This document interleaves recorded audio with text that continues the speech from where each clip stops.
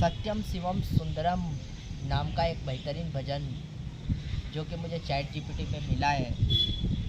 यहाँ पर लिखा हुआ है कि इनके जो किसने लिखा, तो ये पंडित नरेंद्र शर्मा जो कि गीतकार, उन्होंने लिखा है।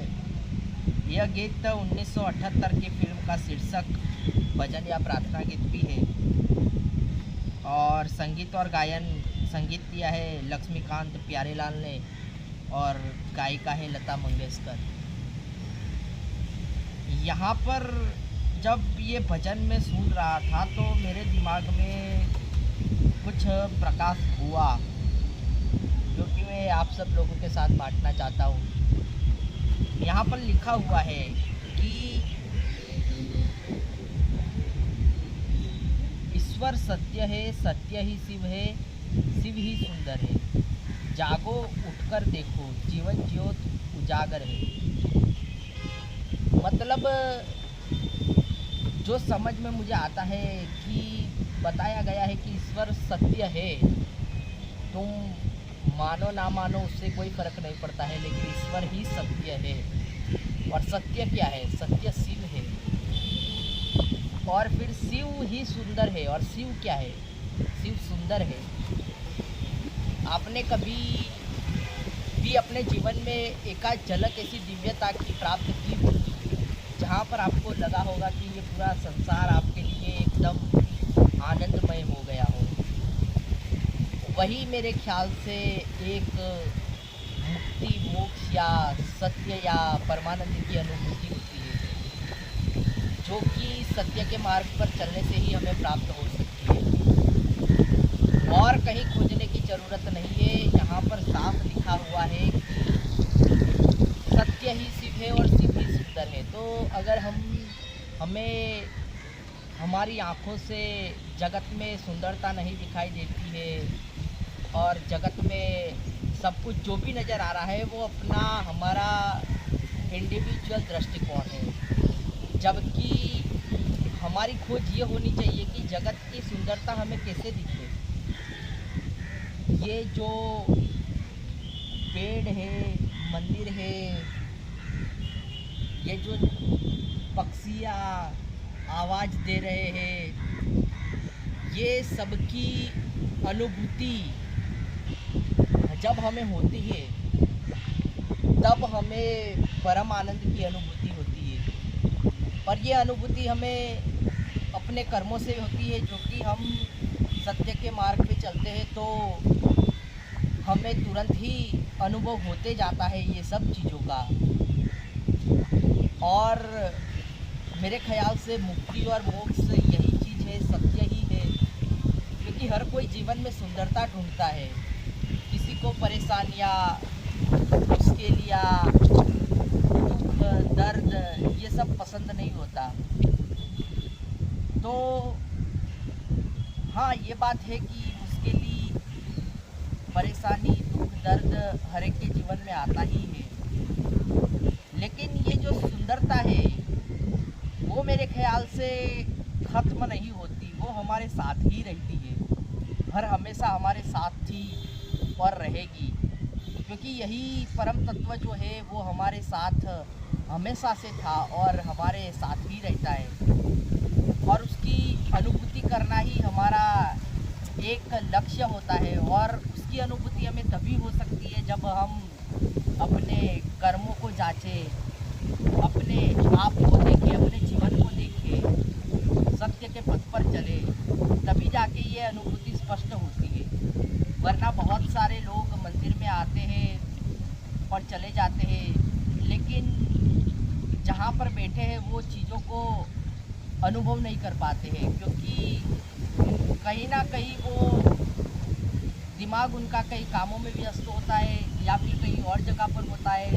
तो जो फिलहाल चल रहा है उसको वो देख नहीं पाते और जीवन इसी तरीके से समाप्त हो जाता है।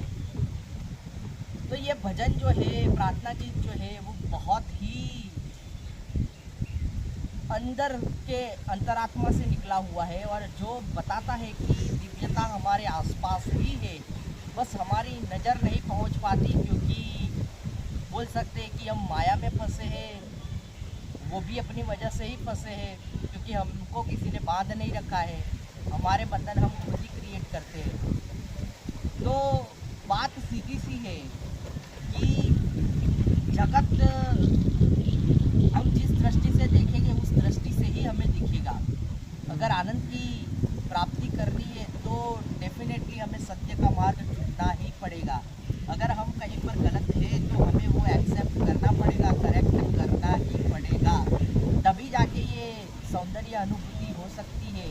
वरना आप कितनी भी जगह पर भाग लो, कहीं पे भी चले जाओ, आपको वो सौंदर्य की अनुभूति कहीं पर नहीं हो पाएगी जो कि सत्य में है। इसीलिए बोला है कि सत्य ही शिव है और शिव ही सुंदर है। और ये सुंदरता की पूरी अनुभूति करना हम सबका जीवन का लक्ष्य होना चाहिए। उसके बाद आता है सत्यम शिवम सुंदरम, सत्यम शिवम सुंदरम। मतलब सत्य ही शिव है, शिव ही सुंदर है। तो डेफिनेटली सत्य में ही सुंदरता है। अगर सत्य को पकड़े रहोगे तो वो सुंदरता अपने आप प्रकट हो जाएगी। दूसरी पंक्ति में बताया गया है कि राम अवध में, काशी में शिव और कान्हा वृंदावन में। दया करो प्रभु देखूं इनको हर घर आंगन में। ये बहुत ही बेहतरीन पंक्ति लिखी गई है, क्योंकि होता क्या है कि जब हमारा दृष्टिकोण या हमारे पास ऐसी दृष्टि विकसित हो जाती है कि हम हर एक जीव में, कण कण में परमात्मा को देखते हैं, तो ये पूरा संसार ही हमें आनंद की अनुभूति देता है। इसीलिए उन्होंने बोला है कि देखूं उनको, ऐसी दया करो मुझ पे कि मैं हर घर आंगन में उनको देखूं। चाहे सामने वाला कितना भी खराब क्यों ना हो, मुझे उनमें भी परमात्मा ही दिखे। जब आपके पास ऐसी दृष्टि विकसित हो जाती है, तब मान लीजिएगा आपने सुंदरता प्राप्त कर ली। और हमें कहीं पर जाने की ज़रूरत नहीं है, बस इसी पंक्ति को अगर ध्यान से समझ लेते हैं और दया हो जाती है मालिक की, और हमें वो दृष्टि प्राप्त हो जाती है कि हम हर किसी के अंदर परमात्मा के दर्शन कर पाए, तो फिर हमें यहीं पर मोक्ष, मुक्ति, या आप जो भी बोले परम अनुभूति, परमानंद, सब यहीं पे मिल जाता है। तो इसीलिए यहाँ पर लिखा गया है कि दया करो प्रभु देखूं इन्हें घर आंगन में, हर घर आंगन में, हर घर आंगन में मैं उनको देखूं, हर जगह पर देखूं, हर व्यक्ति के अंदर देखूं। फिर देखिए आप कितने आनंदमय और शांत हो जाते हैं, आपको कहीं जाने की ज़रूरत नहीं पड़ती।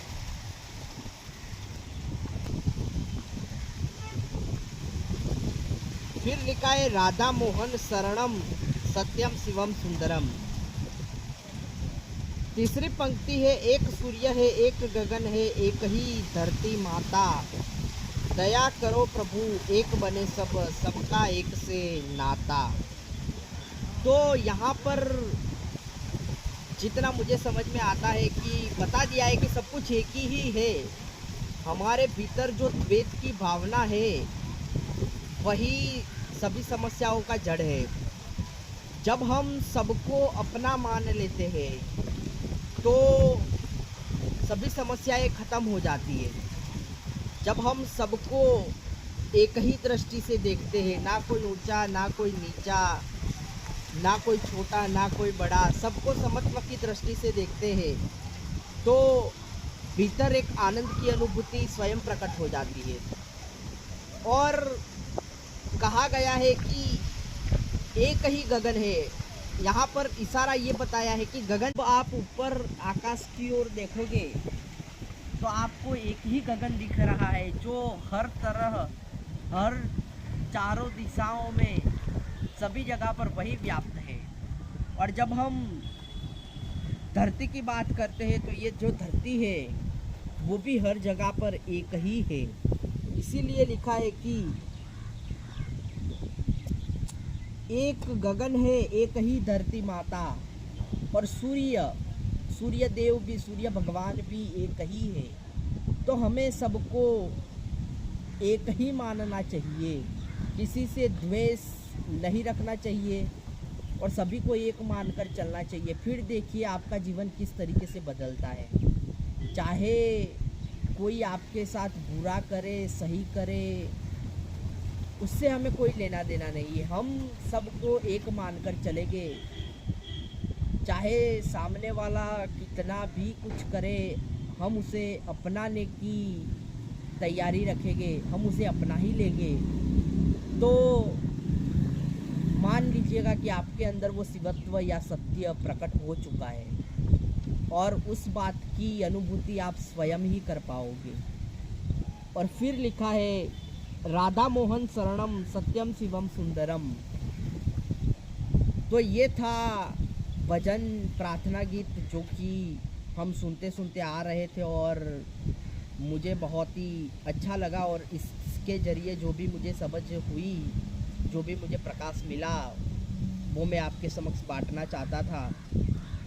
तो इसी तरीके से आगे भी मेरे साथ बनी रहिएगा। धन्यवाद।